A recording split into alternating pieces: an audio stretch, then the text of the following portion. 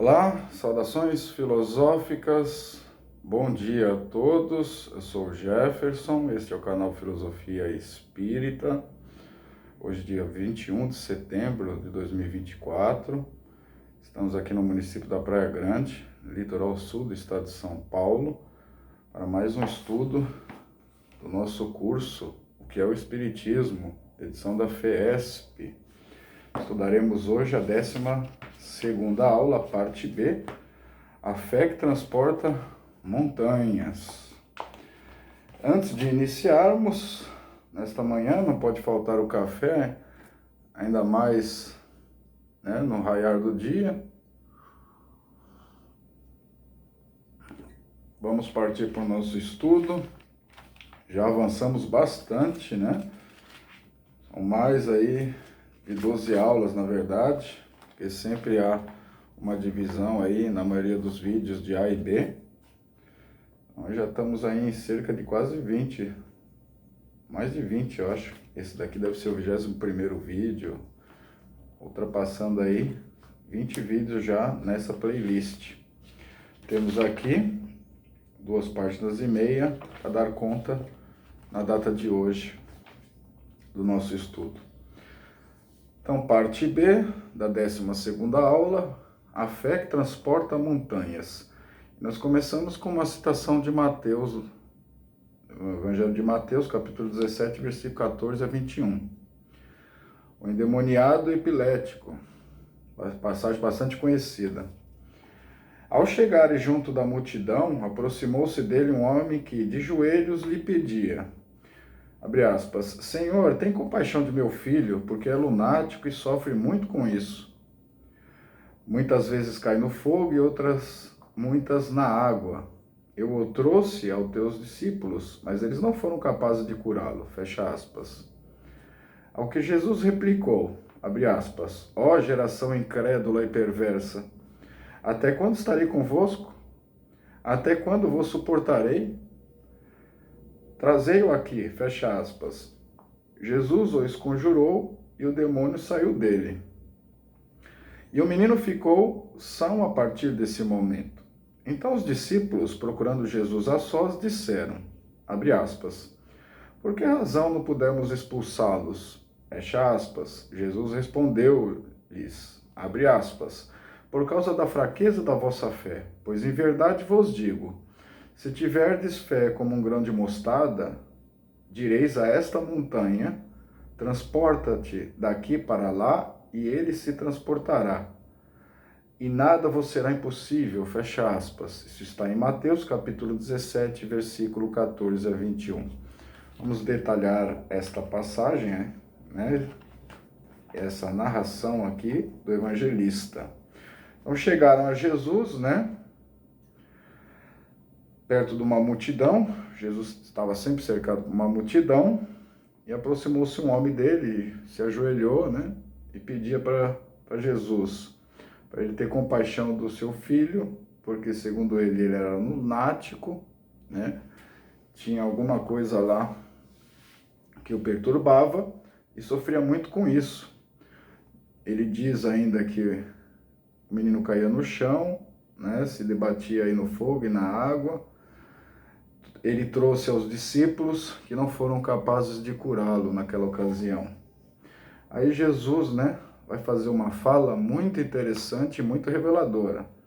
Ó geração incrédula e perversa. Então, ó geração que não tem uma crença, que não tem uma confiança em Deus, e perversa porque ainda muito inclinada ao mal, não desenvolveu ainda uma superação, das questões primitivas, da inferioridade. Até quando estarei convosco? Então, Jesus, como é o governador espiritual do orbe, desde a formação do orbe, ou até muitas vezes antes, está conosco, nos acompanhando. Esteve na primeira revelação do mundo espiritual nos acompanhando, muitas vezes, vendo os nossos erros, os nossos equívocos repetidos, veio aqui na segunda revelação e diz para nós, até quando estarei convosco? Já são milhões de anos aí com vocês, Até quando vou ter que suportá-los, né, nessa descrença, nessa perversidade? E bondosamente, caridosamente, pede para o homem lá trazer a criança. Jesus esconjurou o demônio, né? O demônio seria um espírito inferior ali que o perturbava. Que, lembrando que o termo demônio lá no grego, daimon, né? Bom gênio. Depois a teologia aí trouxe uma conotação de um espírito aí voltado para o mal, né? De um ser aí voltado exclusivamente para o mal. Aqui o termo é demônio, né? Porque coloca aí um espírito imperfeito, que faz mais mal por causa da ignorância do que propriamente por maldade, né? Já que nós somos criados a imagem e semelhança de Deus, e Deus não poderia criar nós voltados para o mal, né? Que não tem nada a ver com a sua imagem e semelhança, né? Então, o espírito saiu do menino, e o menino ficou bom a partir desse momento. E nos bastidores, os discípulos foram perguntar para Jesus, né? Por que razão não pudemos expulsá-lo? Jesus diz, né? Que eles não tinham autoridade moral para fazer semelhante coisa, né? Faltava-lhes fé também, né? Por causa da fraqueza da vossa fé. Pois em verdade vos digo, se tiverdes fé como um grão de mostarda, se tivesse confiança, mesmo que for muito pequena, e autoridade moral, né, você consegue expulsar esses espíritos perturbadores. Direis a esta montanha, né? A montanha nós vamos ver mais para frente o que significa aqui esse simbolismo. Transporta-te daqui para lá e ele se transportará, e nada vos será impossível. Ok? Então, autoridade moral para, por exemplo, expulsar espíritos inferiores e para promover curas. Agora, em Marcos capítulo 9, versículo 28 a 29. Ao entrar em casa, perguntaram-lhe seus discípulos a sós: por que não pudemos expulsá-lo? Ele respondeu: essa espécie não pode sair a não ser com oração. Marcos capítulo 9, versículo 28 a 29. Na versão de Marcos, né, muito parecida a narrativa, mas acrescenta aqui que essa espécie não pode sair a não ser com oração, com uma prece sincera, né, que arregimenta aí forças, energias positivas e se transmuta aí de uma forma que adquire a capacidade de afastar, né, criar como se fosse uma redoma, uma proteção na qual espíritos perturbados, nossos irmãos muitas vezes, né, e muitas vezes nós estivemos nessa condição, não podemos fugir disso, né? Não conseguem penetrar. Com pequenas variantes, essa passagem também é narrada por outros dois evangelistas. Marcos, capítulo 14, Marcos, capítulo 9, versículo 14 a 29, e Lucas, capítulo 9, versículo 37 a 42. Da narrativa de Marcos consta o diálogo entre Jesus e o pai do menino. O epilético endemoniado, abre aspas, há quanto tempo lhe sucede isto? Desde pequenino, respondeu, e muitas vezes o atira ao fogo, à água para fazê-lo morrer. Mas se tu podes, ajuda-nos, tem compaixão de nós. Então Jesus lhe disse, se tu podes, tudo é possível àquele que crê. Imediatamente o pai do menino gritou, eu creio, ajuda a minha incredulidade.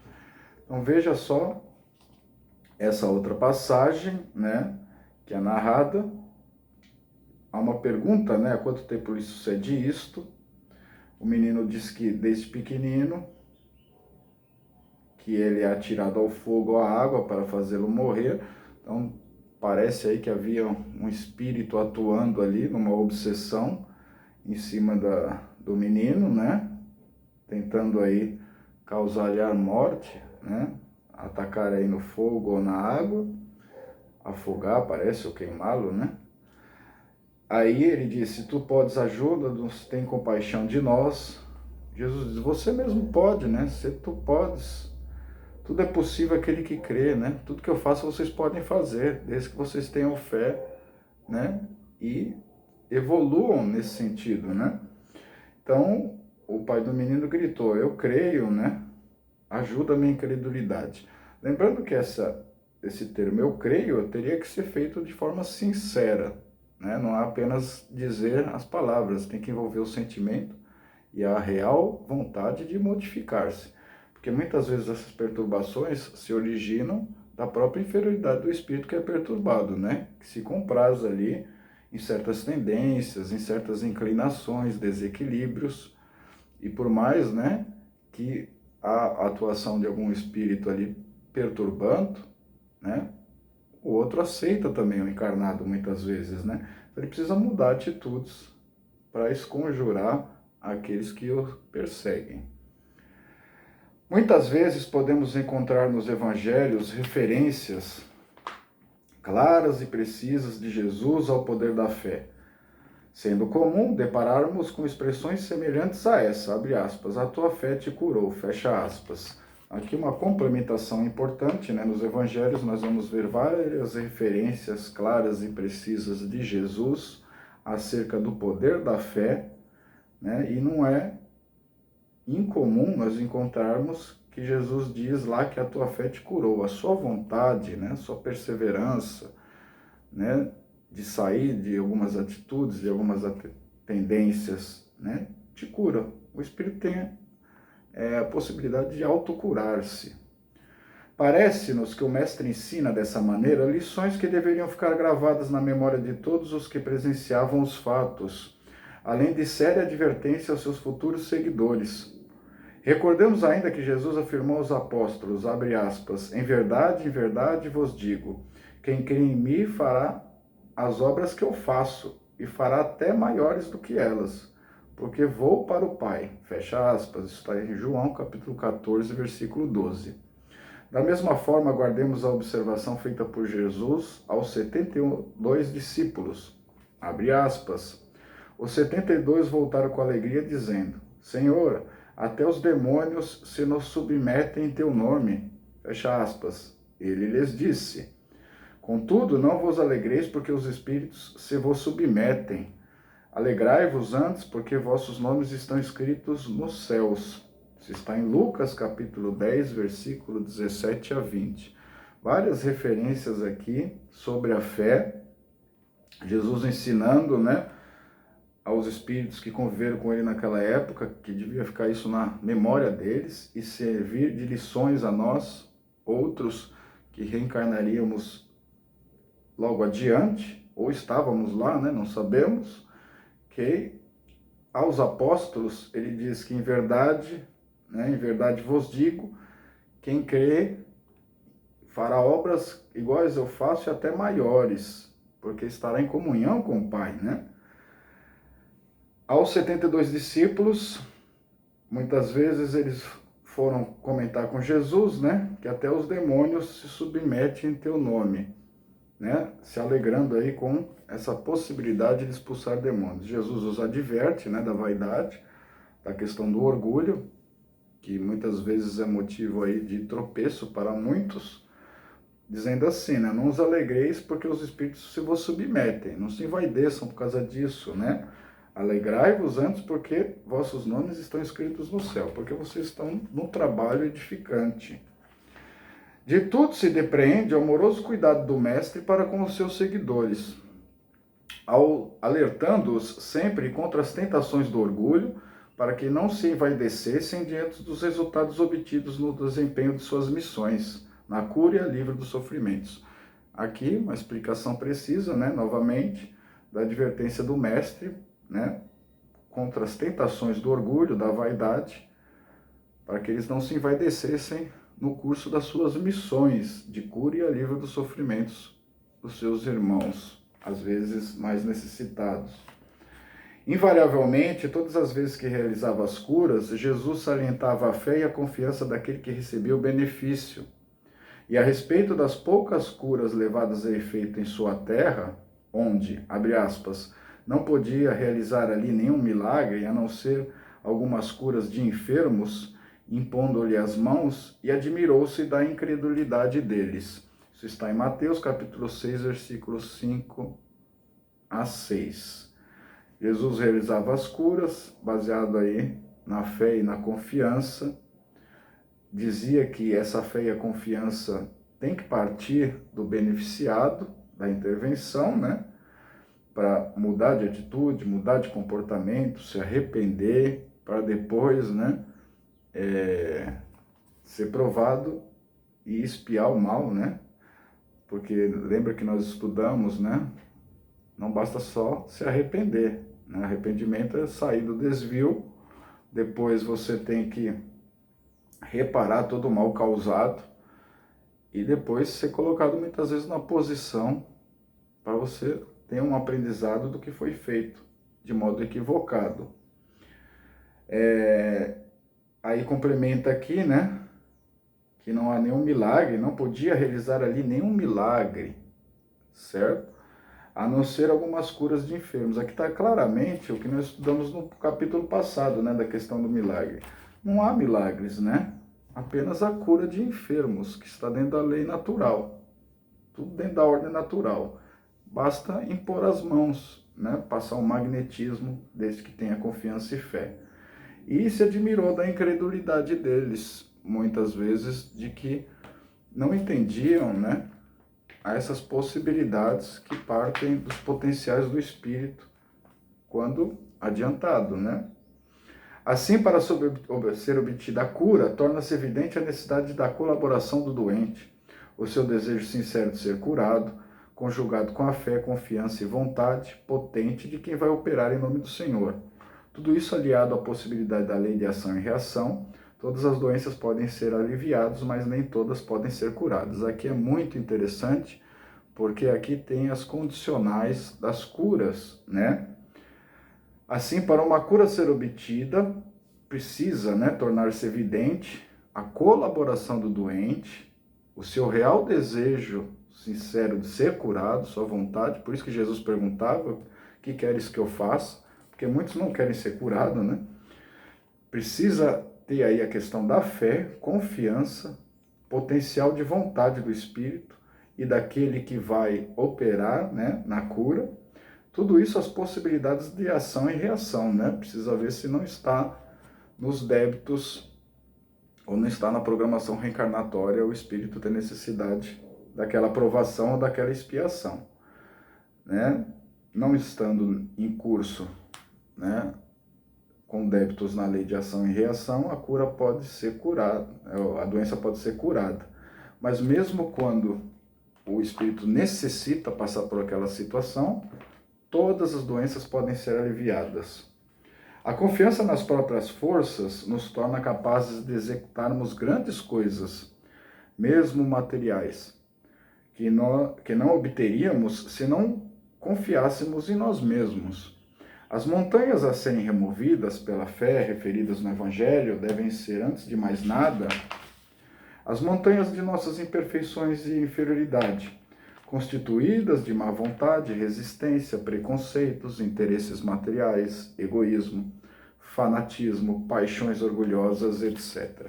Aqui a explicação do simbolismo, né, das montanhas, né? Com a confiança nas próprias forças, nós somos capazes de executar grandes coisas, vem desse ensinamento, mesmo as materiais, que não obteríamos se não confiássemos em nós mesmos. Nossa força para transportar as montanhas. O que são essas montanhas simbólicas, né? Que podem ser removidas pela fé no Evangelho, a confiança em Deus. Antes de mais nada, são as montanhas das nossas imperfeições, né? Nossa inferioridade. Aí incluída a nossa má vontade, a falta de vontade, a resistência para a mudança, preconceitos, né? Falta de entendimento sobre algumas questões, interesses materiais muitas vezes que se sobrepõem aos interesses do espírito, nosso egoísmo arraigado, fanatismo, que é a falta de entendimento, né, do grau evolutivo de cada um, nossas paixões orgulhosas, nossas vaidades, etc. A fé sincera e verdadeira é sempre calma, paciente e humilde. Deve ser cultivada pela moralização de nossos costumes, pela pureza de pensamentos, palavras e atos, pela crescente confiança na ilimitada bondade divina, para desenvolver dentro de nós a força magnética que nos possibilitará agir sobre o fluido universal. A fé que usada convenientemente pela nossa vontade é capaz de operar prodígios sempre que for utilizada em benefício do nosso próximo. Importante ensinamento, né? Desde que tenhamos a fé sincera e verdadeira, ela é calma, paciente e humilde, né? Nós devemos cultivar ela pelo avanço aí do senso moral, pela moralização de nossos costumes, pela pureza de nossos pensamentos e atos, né? Pela nossa reforma íntima, pela confiança na bondade divina, que sempre quer nosso bem, né? Aí nós vamos criando dentro de nós mesmos uma força magnética capaz de atuar no fluido cósmico universal. Então a fé, desde que usada convenientemente pela nossa vontade, opera prodígios, que são muitas vezes tidos por milagres, mas que estão dentro da ordem natural e pode beneficiar o próximo e a nós mesmos. Jesus disse aos discípulos que aquele espírito obsessor só seria afastado através da oração e do jejum. Devemos entender então que somente através de uma fé fervorosa, traduzida em sentida prece, poderemos afastá-lo, e isso desde que estejamos em jejum, isto é, em condições morais satisfatórias de abstinência de pensamentos culposos, de sobriedade na satisfação de nossas necessidades e austeridade no proceder. Outro importante esclarecimento aqui acerca do iluminismo religioso, da terceira revelação, né? Jesus disse aos discípulos que aqueles obsessores só poderiam ser afastados através da oração e do jejum. Temos que tomar cuidado com o que quer dizer jejum aqui, né? Só através de uma fé fervorosa, de uma confiança, traduzida na prece poderosa, podemos afastá-lo, desde que estejamos em jejum, né? Não o jejum de alimentação, porque aí seria uma mortificação, né? Nós estaremos atuando quando deixamos de comer, né? Fazendo um sacrifício corporal. O nosso sacrifício, o nosso jejum, tem que ser de ordem moral, né? O que seria esse jejum? Se abster, né, de pensamentos culposos, de sobriedade na satisfação, nós tendo, né, sobriedade na satisfação de nossas necessidades, né, não sendo, cometendo excessos, né? Austeridade no proceder, justeza. Então, eliminarmos toda a nossa inferioridade. Então, o jejum consiste no quê? Numa mortificação da nossa inferioridade moral, ok? Que é muito meritória perante Jesus e Deus, né? Que entende, né? Que muitas vezes, nos nossos primeiros passos aí como espíritos, entendíamos o jejum como sendo se abster aí unicamente de alimentação, fazendo um sacrifício para o corpo, nos abstendo aí de dar energia para que possamos trabalhar suficientemente no nosso progresso moral. Nas palavras repassadas de sentimento daquele pai, que banhado em lágrimas diz, abre aspas, eu creio, Senhor, ajuda a minha pouca fé, fecha aspas.